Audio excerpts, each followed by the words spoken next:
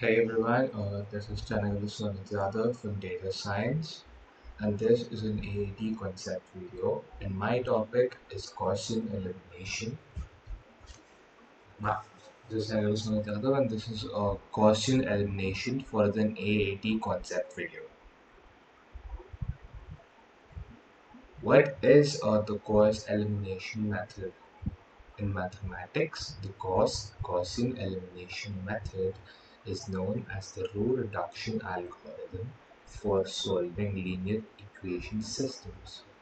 It consists of a sequence of operations performed on the corresponding matrix of coefficients. Once again, in mathematics, the Gaussian elimination method is known as the row reduction algorithm for solving linear equation systems consists of a sequence of operations performed in the corresponding matrix of coefficients. To perform row reduction on a matrix, we have to complete a sequence of elementary row operations to transform the matrix till we get zeros, that is zeros on the lower left hand corner of the matrix as much as possible. That means the obtained matrix should be an upper triangle matrix. Okay.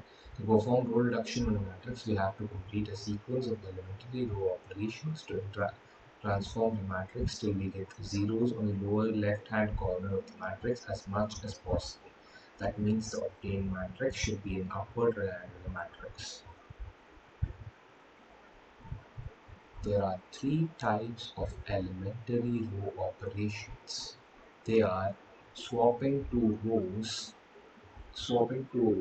This can be expressed using the notation these arrows. For example, R2 swap with R3. Rows. Rows are. Wait a minute. So we got this is a row. This is a row. Basically 3 by 3 matrix, and this is a row.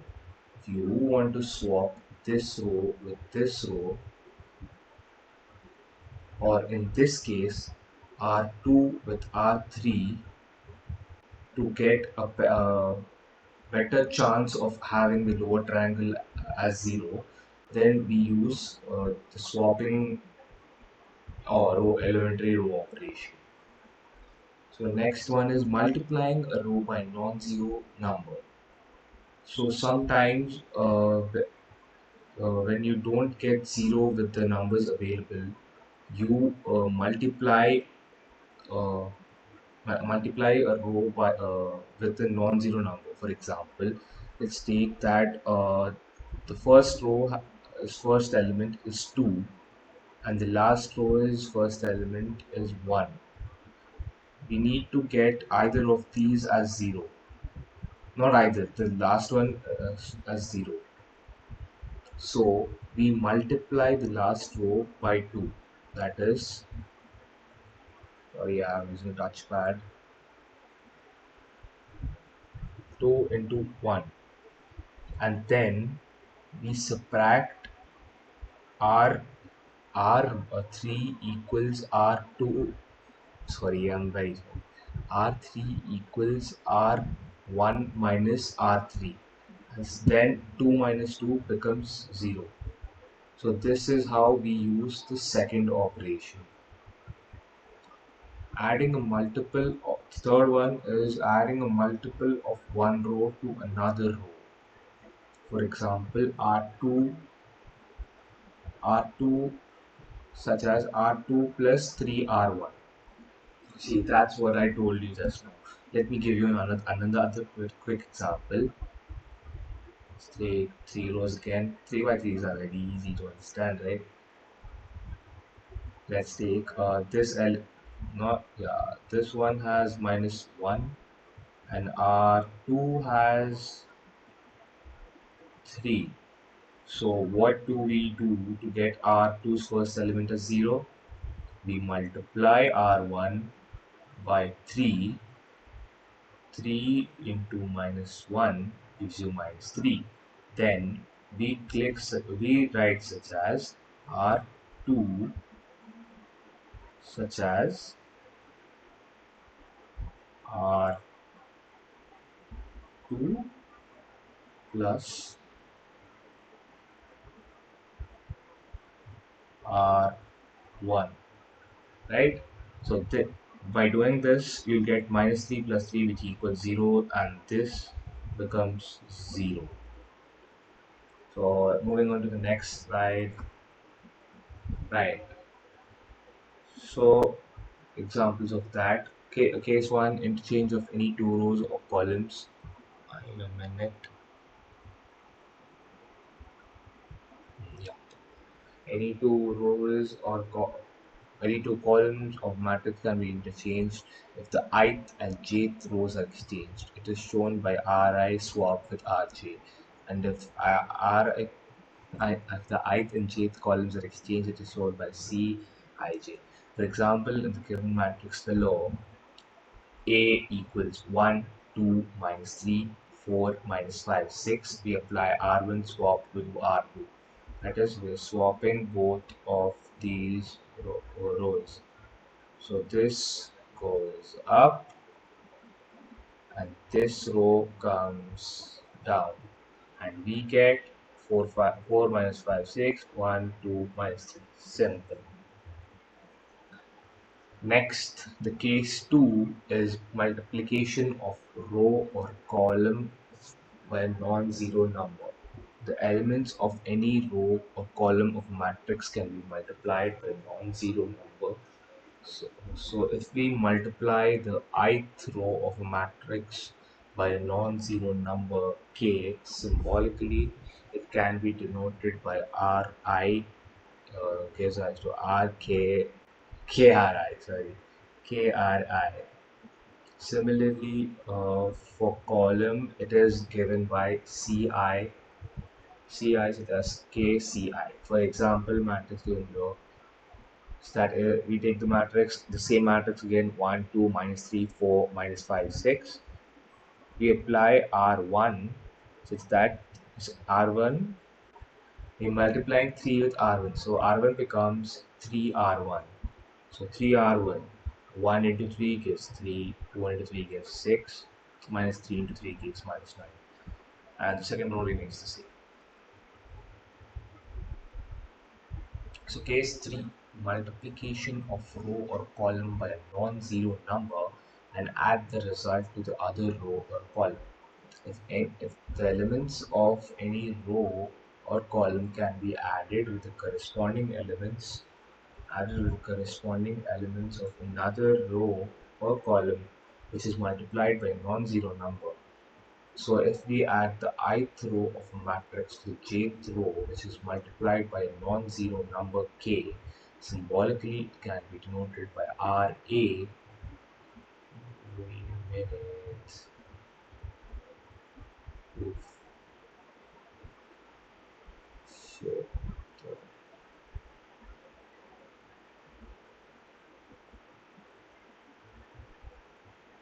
I'm very sorry. Yep. The elements of any row or column can be added with the corresponding elements of another row or column, which is multiplied by a non-zero number. So if we add the ith row of the matrix to the jth row, which is multiplied by a non-zero number k, symbolically it can be denoted by Ri, just Ri plus Krj. Similarly for columns given by Ci, exactly. For example, given the matrix A below, the same matrix is always 1, 2, minus 3, 4, minus 5, 6. We apply R2 such as R2 plus R2 becomes R2 plus 4R1. What is 4R1? 4 ones are 4, right? 4 ones are 4. Right? Yeah, 4 ones are 4. What the heck? 4 twos are 8. 4 threes are minus 12. 4 minus minus 3 minus 12. So R2. So 4R1 is, so 4 plus 4 gives 8. So 4 into 2, 8. 8 minus 5 gives rise to 3. 4 into minus 3 gives rise to minus 12. Okay, 6 minus 12 gives rise to minus 6. Oof, I took this one by here, didn't it? The obtained matrix will be in the row echelon form. The matrix is said to be in reduced row echelon form.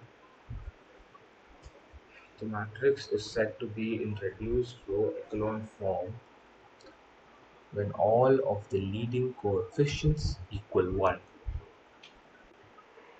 Sorry, and every column containing a leading coefficient has zeros elsewhere.